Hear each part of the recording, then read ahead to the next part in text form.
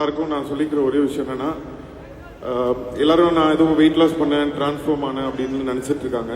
But இது வந்து ரொம்ப ஒரு ஸ்பிரிச்சுவலான ஒரு விஷயம். எல்லாருக்கிட்டையும் நான் ஷேர் பண்ணணும்னு நினைக்கிறேன். ஒரே ஒரு விஷயம் நம்ம எல்லாரும் ஞாபகம் வச்சுக்கணும். நம்ம கூட இருக்கிறவங்க எல்லாரும் ஒரு நாள் நம்மளை விட்டு போயிடுவாங்க.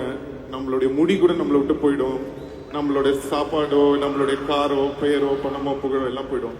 ஒரு விஷயம் நம்ம கூட எப்பவுமே இருக்கிறது வந்து நம்மளுடைய இந்த உடம்பு தான். இந்த உடம்புக்குள்ளதான் எல்லாமே இருக்கு. ஸோ இந்த உடம்பை நம்ம வந்து கரெக்டா ஒழுங்கா வச்சுக்கணும் அப்படின்றத நான் கொஞ்சம் லேட்டரா அதை ரியலைஸ் பண்ணேன். ஸோ அதை உங்களோட இங்க ஷேர் பண்ணணும்னு நினைச்சுக்கிறேன். ஸோ உடம்பை விட்டுறாதீங்க, பார்த்துக்கோங்க. ஆக்சுவலா கமல் சாரை நம்ம எதிரில் வச்சு இவ்வளோ விஷயம் பேசுகிறோம். நிறைய சித்தர்கள் சொன்னதும் அதுதான், உடம்பு தான் வந்து எல்லாமே அப்படின்ட்டு. ஆனால் எனக்கு தெரிஞ்சு கமல் சார் வேணா அதை ஒத்துக்காம இருக்கலாம். எங்களுக்கு தெரிஞ்சதுக்கு நீங்க தான் சார் ரொம்ப பெரிய ஸ்பிரிச்சுவலான பர்சன். நீங்க தான் சார்.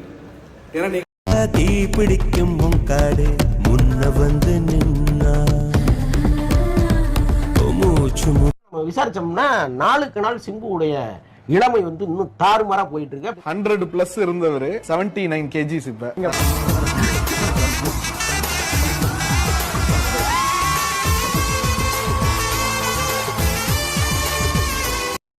யாரு இவன் யாரு கொம்பன்னு கூறு சொல்லி சொல்லி சீரும் தொட்டு தீ பிடிக்கும் நீங்க என்ன ஸ்பெஷல்?